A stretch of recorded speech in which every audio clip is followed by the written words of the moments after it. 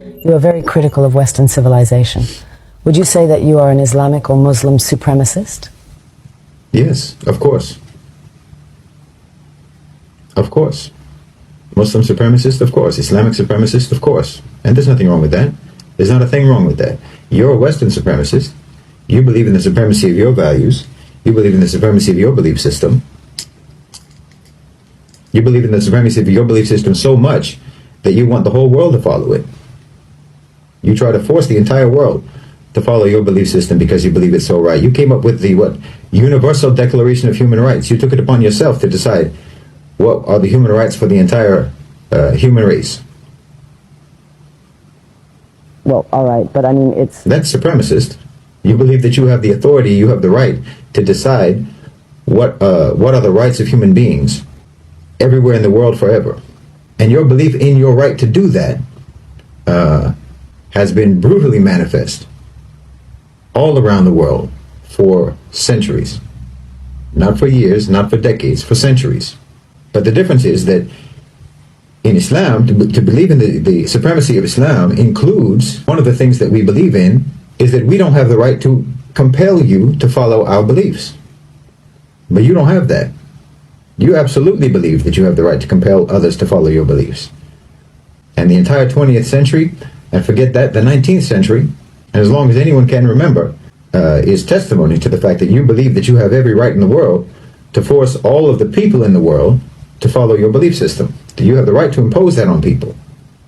And people all over the world, in Africa, in Latin America, in Asia, in the Middle East, everywhere in the world can testify. You absolutely believe that you have the right to compel people through force, through invasion, through occupation, through colonialism, through imperialism, through extremely coercive economic policies. But Muslims, we don't believe that we have the right to impose that.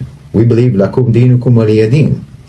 To you your way, to us our way. To you your deen, to you your belief system, your way of life, your lifestyle, your approach to the world, and to us ours. That's part of our belief.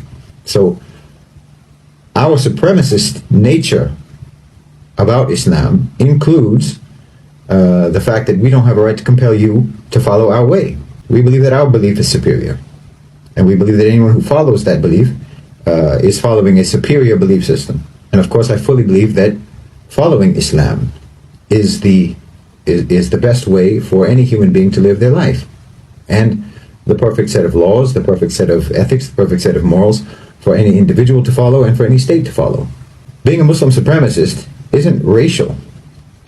Muslim isn't a race, it's not an ethnicity, it's a belief. And we absolutely believe in the perfection and superiority of what we believe in. We have absolute conviction about that, absolute commitment to that, certainty about that, yaqeen about that. But do you have that about yours? Do you have that conviction about yours? You're very busy trying to impose it all around the world, but when times get tough for you, your so-called enlightenment values go out the window, don't they? I mean, when there's too many diverse opinions in your society, then you start creating bureaus and departments in the government for combating so-called disinformation. Freedom of the press is out the window. When times get tough, you ban protests. You arrest people for protesting. Freedom of assembly out the window. When your belief system becomes difficult to maintain, difficult to preserve, you throw it under the bus without hesitation. But that's not the case with Muslims. Muslims throughout imperialism, throughout colonialism, throughout the Crusades, throughout poverty, throughout war, throughout invasion, throughout occupation, have maintained their belief. Even without the Khilafah, even without the Islamic State, and even without the Islamic Empire, Muslim societies are still strong and committed to Islam. We're still committed to our belief system. Nothing can change that. Maybe we have failed states, but we don't have failed societies. We don't have failed cultures. Our governments may fall, but our people remain the same. Our people remain committed to the same values, to the same morals, to the same moral laws, regardless of whether there's a government over them to enforce that. But that's not the case with you. Even though you're trying to impose your value system all around the world, when things become difficult in your own societies, you abandon your principles, you abandon your values. They're insufficient for preserving the security and the stability and the tranquility of your societies. They're insufficient. They're inadequate for that. So that alone, along with many, many other things, that alone shows me the inferiority of your value system, the inferiority of your belief system, and the superiority of Islam. And your belief system, your Enlightenment values, are extremely selectively applied in your society throughout your history. They apply to some people and not others. It's like in George Orwell's Animal Farm. Some people are more equal than others in your society. Your value system is not evenly applied. I mean, there's obvious examples everyone knows about. But just look at democracy, for example. You want democracy all around the world, supposedly. You say that you want democracy all around the world, so-called. But you don't even apply democracy. Let's just, for the sake of argument, let's pretend that you have a democratic system in the United States, and it's an actually healthy, functioning democratic system, which is obviously not the case. But let's just, for the sake of argument, pretend that it is. You don't believe that democracy is important, for example, in the private sector.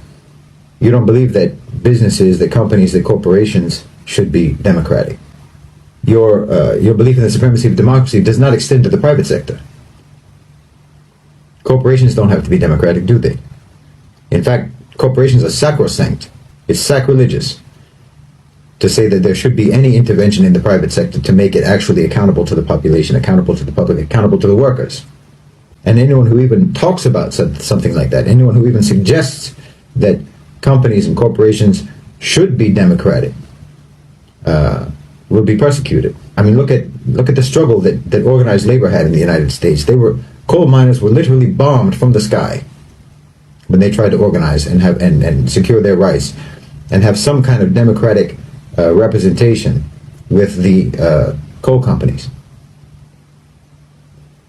When just now, when the railway workers were wanting to strike for better wages, for more humane working conditions, more rational and reasonable and fair workloads that would actually help to guarantee the safety of those trains, Joe Biden and the government prohibited them from striking. Where's the democracy? Because you don't mean the things that you say. You don't mean the values that you espouse. You don't mean it. If you meant it, then you would apply it across the board. You would apply it to everybody in all institutions and all dimensions of your society. It would be applied everywhere, but it's not. Democracy doesn't belong in the workplace. Democracy doesn't belong in the company, in the business, in the corporation. And no one's even supposed to suggest that it should. That's an inferior belief system. It's inadequate.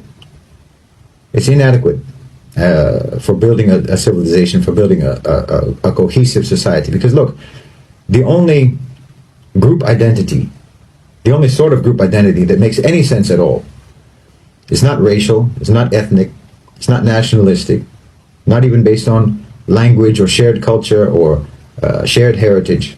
None of that makes any sense as a shared group identity. The only thing that makes sense is shared belief system. That's the only thing that makes sense as a group identity from which you can build cohesion and camaraderie and brotherhood and solidarity between people. Only belief system. You can have a certain skin color and have nothing whatsoever in common with other people who have that skin color. You can have the same language and certainly have nothing in common whatsoever with someone who speaks the same language. You can, I'm German Irish. What do I have to do with all of the other people in the world who are German Irish? Just because we're German Irish, we have nothing in common. And yet I have more in common with a Muslim from Mali, with a Muslim from Indonesia, with a Muslim from Morocco, with a Muslim from China, from Chechnya. I have more in common with them immediately, instantly, effortlessly. We have the same frame of reference. We have the same moral code. We have the same belief. We admire the same people. Our heroes are the same heroes. Our role model is the same role model. I have more in common with them than I have with someone whose belief system is different from mine, but who looks like me, or who speaks my language, or who comes from my country. That doesn't create solidarity, and there's no reason why it should.